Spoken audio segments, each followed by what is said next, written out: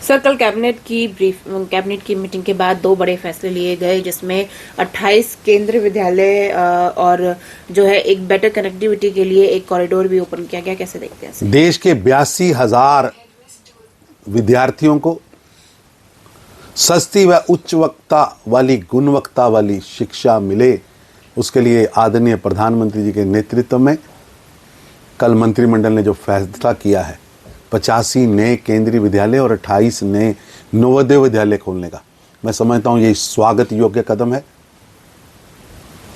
और 5872 करोड़ रुपए की लागत से ये केंद्रीय विद्यालय देश के नौजवानों के भविष्य को लिखने का काम करेंगे। प्रधानमंत्री मोदी जी ने नौजवानों के लिए और खास तौर पर सस्ती व उच्चतम गुणवत्ता वाली शिक्षा देने के लिए ये जो कदम उठाया है, ये स्वागत योग्य कदम है।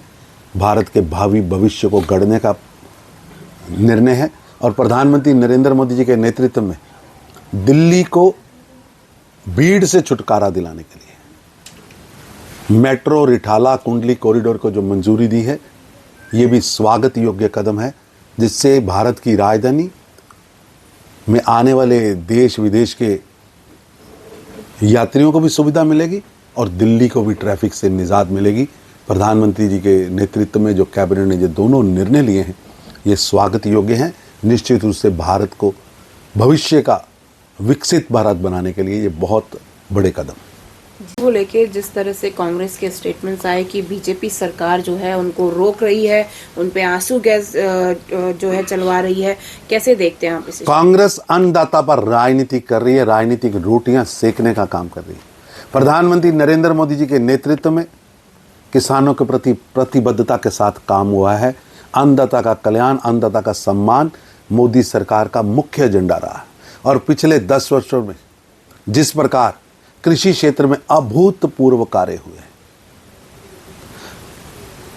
2004 से 14 जो कांग्रेस गठबंधन की सरकार का समय था, लगभग 25,000 करोड़ रुपया कृषि बजट था। आज प्रधानमंत्री मोदी जी के नेतृत्व में कृषि कल्याण का बजट 1,52,000 करोड़ रुपए से अधिक है। करोड़ों किसानों को किसान सम्मान निधि मिल रही है।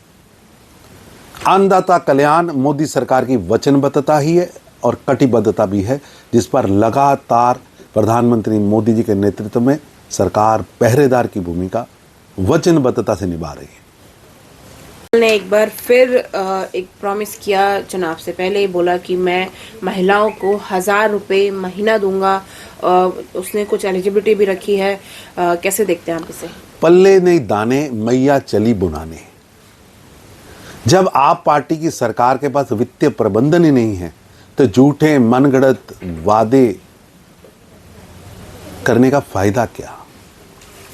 11 साल पूरी तरह फेल असफल प्रशासन चलाने वाले केजरीवाल कुनबे के पास जनता को बताने के लिए कुछ नहीं है। उनके रिपोर्ट कार्ड में केवल सिफर व सिफर सिफर सिफर सिफर से ज्यादा कुछ नहीं है।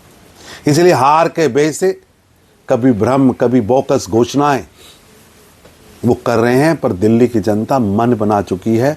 बाय बाय केजरीवाल कुनबा अब उनसे छुटकारा चाहती है और इसका जवाब जल्दी ही दिल्ली की जनता विधानसभा चुनाव में देने वाली। जी, बनर्जी कह रही है कि इंडिया अलायंस जिस तरह से चल रहा है ऐसे काम नहीं चलने वाला। मैं चाहूँ तो यहाँ से बैठ के वेस्ट बंगाल से बैठकर इंडिया अलायंस को लीड कर सकती हूँ। भानुमति के कुनबे में सत्ता संघर्ष चल रहा, कभी सपा, कभी डीएमके, कभी शिवसेना और अब टीएमसी की ममता बनर्जी भी इस संघर्ष में शामिल हैं और सभी अपना अपना राग अलाप रहे हैं।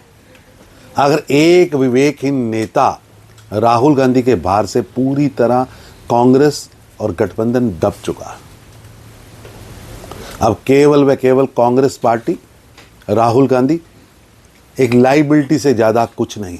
और इंडी गठबंधन युवराज व युवरानियों को कि पॉलिटिकल प्लेसमेंट, उनकी भ्रष्टाचार लूट खसूट की